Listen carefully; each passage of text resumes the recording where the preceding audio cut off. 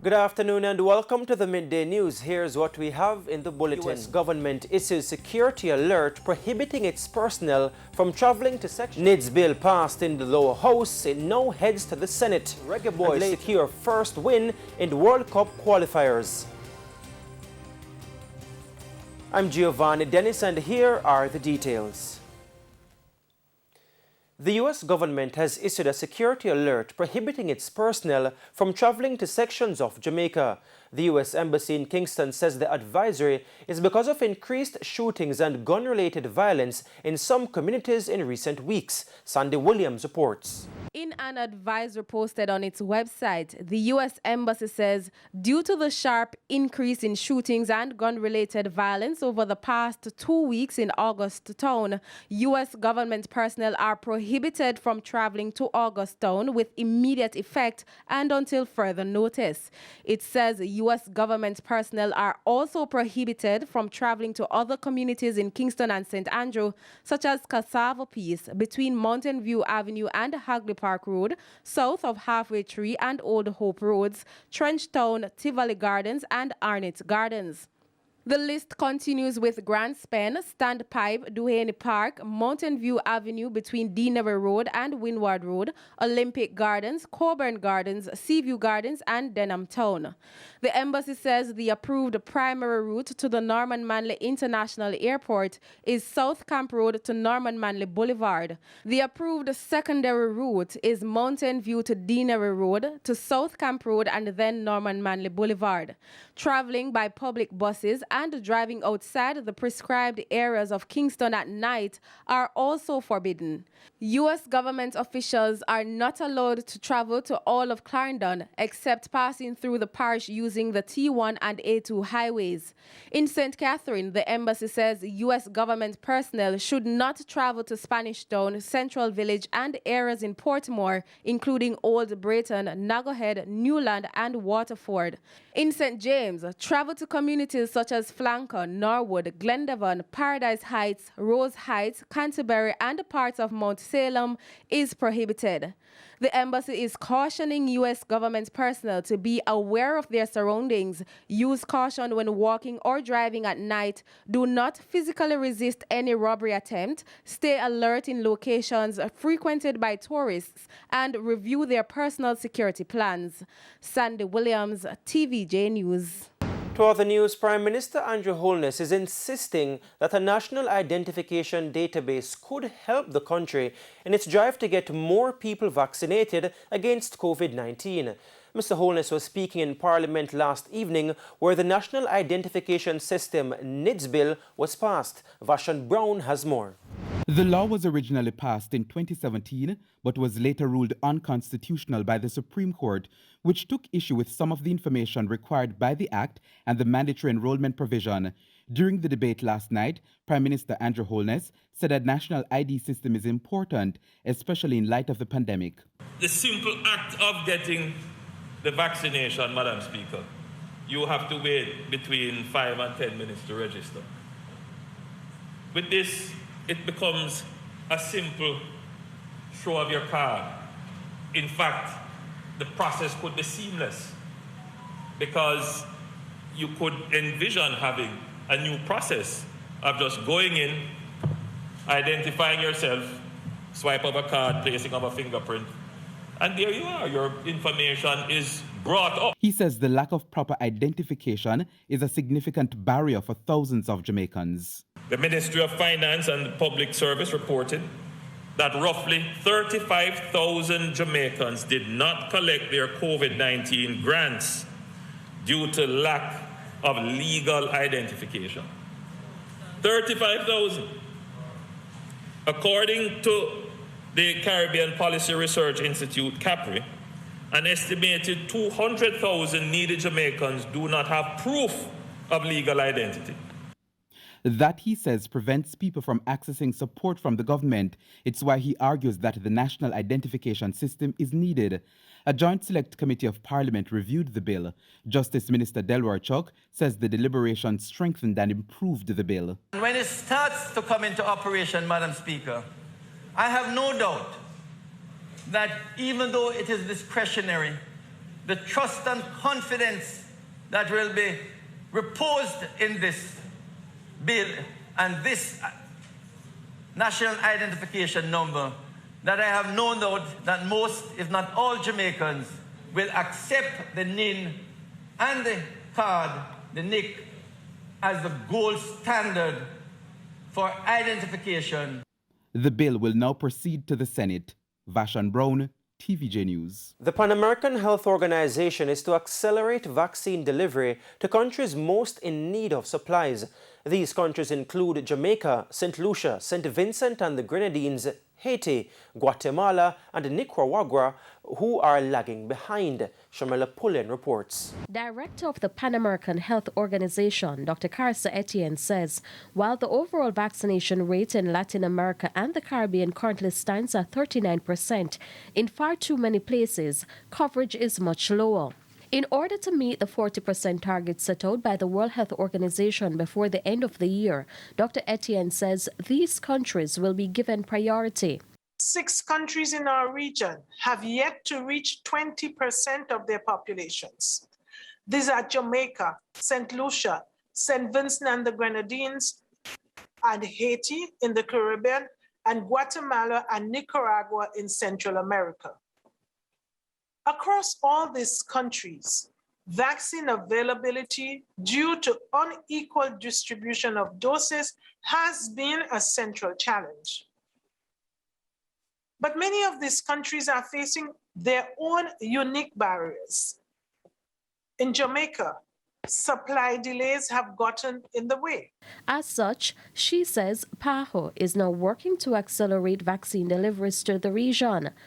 This includes COVAX procured and donated doses, especially for countries where coverage remains low. We are supporting Jamaica, Guatemala, and Nicaragua in finalizing preparations to receive COVAX and the bilateral shipments in the coming weeks. In the last few days, we fast-tracked the delivery of a total of 1.3 million doses that were donated by Spain, Germany, the United States of America, and Canada. These vaccines are being used to boost coverage in Honduras, Guyana, Argentina, and Jamaica. Dr. Etienne is also calling on countries to hire and train health workers. This is to ensure vaccines can be administered quickly. Health workers are trusted sources of information for patients. So we encourage countries, especially those in the Caribbean, where vaccinations have been highly politicized, to train their health workforce at all levels. So they have all the information that they need to answer the questions of patients and to help them understand the benefits of vaccines. Shamela Pullen, TVJ News. The country's COVID-19 admissions declined in the last 24 hours. This as 393 people are hospitalized with the virus. 21 patients are critically ill and 48 are severely ill. 176 additional people have recovered from the respiratory illness, pushing the overall recovery count to 54,895. 29,175 active cases are now on the island. 215 new COVID-19 cases were reported on Wednesday from 1,125 samples. The country's overall case count now stands at 86,722. The positivity rate is 18.1%. Meanwhile, 6 more people died between September 8 and October 12.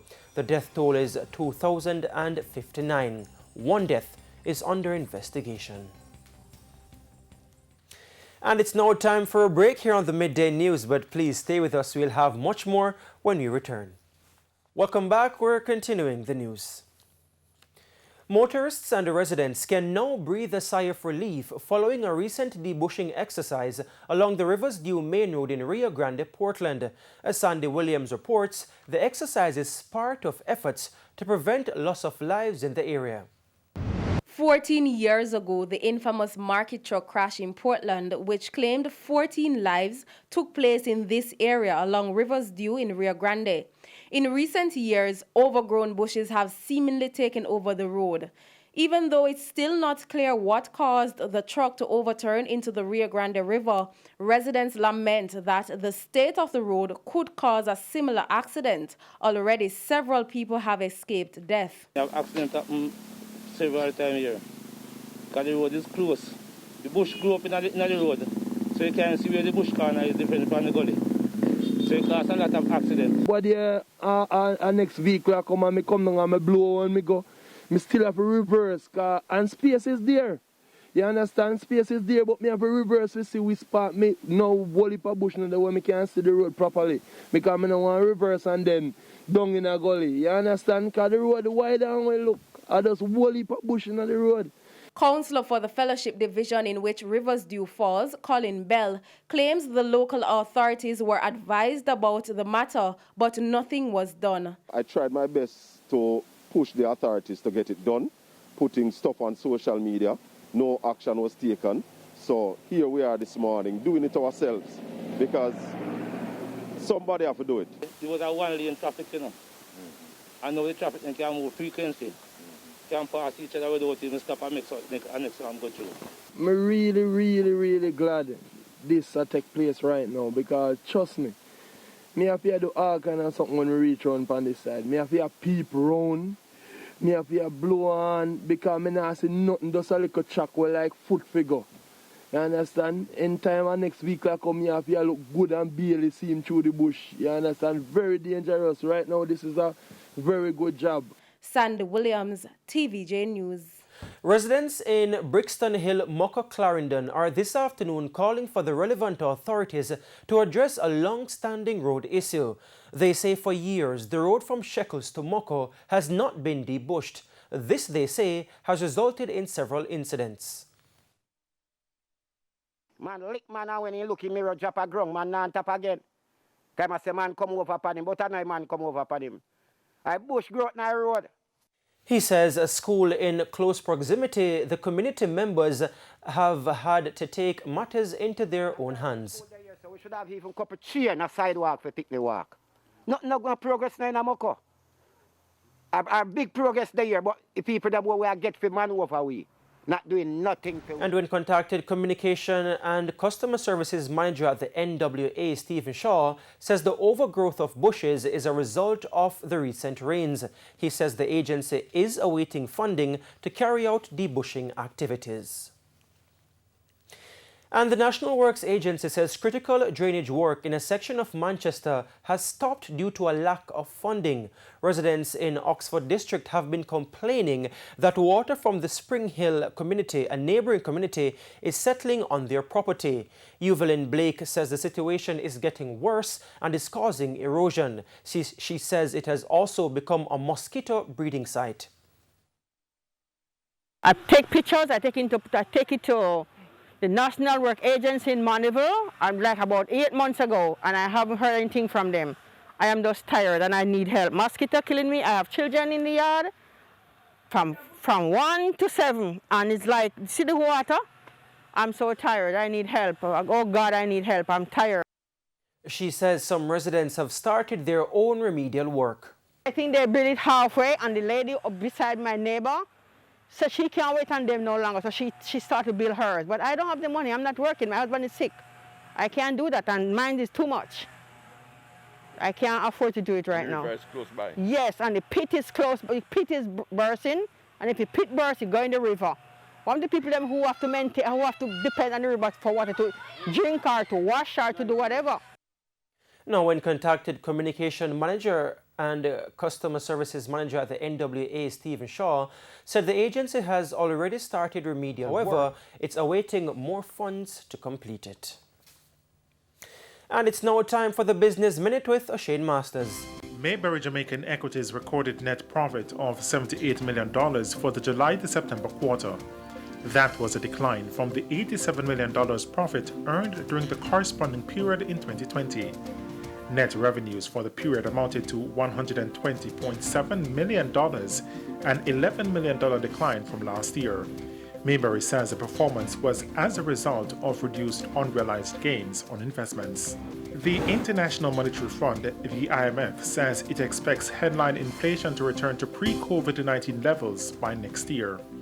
Speaking at a recent media briefing, the IMF chief economist said central banks must carefully monitor inflation and their intervention approach. Monetary policy, and a monetary policy will need to walk a fine line between tackling inflation and financial risks while supporting the economic recovery. Now, we project, amidst high uncertainty, that headline inflation will likely return to pre-pandemic levels by the middle of next year for the group of advanced economies and emerging and developing economies. There is, however, considerable heterogeneity across countries, with upside risks for some countries like the US, United Kingdom, and some emerging market and developing economies. And that's it for the Business Minute. I'm Shane Masters. Now for your top regional and international stories, here's Sandy Williams. In the region, a 49-year-old man who was fully vaccinated against COVID-19 died at the Sir Leicester Bird Medical Center in Antigua nearly 2 months after he was admitted to the health facility. The patient was admitted on August 14 with severe respiratory distress requiring immediate critical intervention and died on Tuesday following severe post-acute COVID-19 complications. Antigua and Barbuda has recorded 93 deaths and 3,772 positive cases linked to the virus since the first case was detected in March last year. Scientists have said that the COVID-19 vaccines reduce hospitalizations due to the virus and also significantly reduce deaths. Further afield, the death toll from the clashes in Beirut, Hezbollah, has risen to 6 people with at least 30 injured. Hezbollah said their supporters were sniped from buildings by the right-wing Christian Lebanese Forces Party. Hezbollah and their allied Amal movement accused the party without providing evidence in a statement which also called on the Lebanese military to arrest the assailants who shot at their supporters early Thursday, leaving deaths and injuries. That's the top regional and international stories. I'm Sandy Williams. And we now head to a quick break. When we come back, Simon Preston will have good news in the Midday Sports. Welcome back. It's now time for Midday Sports. I'm Simon Preston. The Reggae Boys picked up their first win in the final round of the CONCACAF World Cup qualifiers after blanking Honduras 2-0 in San Pedro Sula on Wednesday. Honduras had history on their side, having never lost to Jamaica on home soil, and they had the first chance of the game in the opening quarter of an hour, but Brian Moya's effort couldn't find the target. It was the best Honduras had to offer in the first half, and they were made to pay as Kemar Roof pushed his foot out to give Jamaica a precious 1-0 lead in the 38th minute. This was Jamaica's first goal in Honduras in World Cup qualifying since 1968. It was also the 28-year-old's first goal for Jamaica in his 4th appearance, as he silenced the Los Catrachos spectators and heaped more pressure on Honduran coach Fabian Coito. In minute 79, the Jamaicans put another nail in the coffin of Coito's tenure as coach of Honduras as Anil Fisher notched his first international goal for Jamaica after Andre Gray showed his industrious nature in holding up the ball. Head coach of the Reggae Boys, Theodore Tapper Whitmore, says the change in tactics led to the positive result. It was a tactical change. It is nothing new. We spoke about it. In training, we practiced it yesterday. In team meeting, we discussed it. So we started out with a 3-5-2 with the intention of we could play Jabba and Watson at a central defensive position and bringing back Devon Williams with Kemar Roof right in that hole, and it paid dividends for us this afternoon. With the win, the Reggae Boys moved up to 6th in the table and to 5 points. The Reggae Boys will next be in action away to El Salvador on November 12. Meanwhile, Mexico continues to lead the octagon after they blanked El Salvador 2-0 in San Salvador. Hector Moreno and Raul Jimenez were the goal scorers for El Tri. Over in Columbus, the United States recorded a come-from-behind 2-1 victory over Costa Rica. Keisha Fuller gave Los Ticos the lead in the opening minute before Serginho Dest equalized in the 25th minute. Leonel Morera had an own goal in the 68th minute as the Americans remained second in the table. And over in Toronto, Canada secured a come-from-behind 4-1 victory over Panama. Orlando Blackburn gave Panama the lead before an own goal from Michael Murillo and strikes from Alphonso Davies, Tajon Buchanan and Jonathan David moved Canada up to 3rd. And finally this afternoon, the Sunshine Series will commence today as Jamaica's men's team will face Trinidad and Tobago at the National Indoor Sports Centre. Match time is 5 o'clock. The Sunshine Girls will get into action on Saturday against Trinidad and Tobago. This will be the first time the national team will be in action since the Netball Nations Cup last year. And that is it for your Midday Sports Report. I'm Simon Preston. Giovanni, it is over to you. Is it still possible, Simon? Is Qatar still possible for Jamaica? Certainly 8 games to go, not even the halfway mark as yet. Okay then, well, we are certainly hopeful. And that's it for the Midday News. I'm Giovanni Dennis. Join us at 7 for Primetime News. On behalf of the news, sports and production teams, have a good afternoon.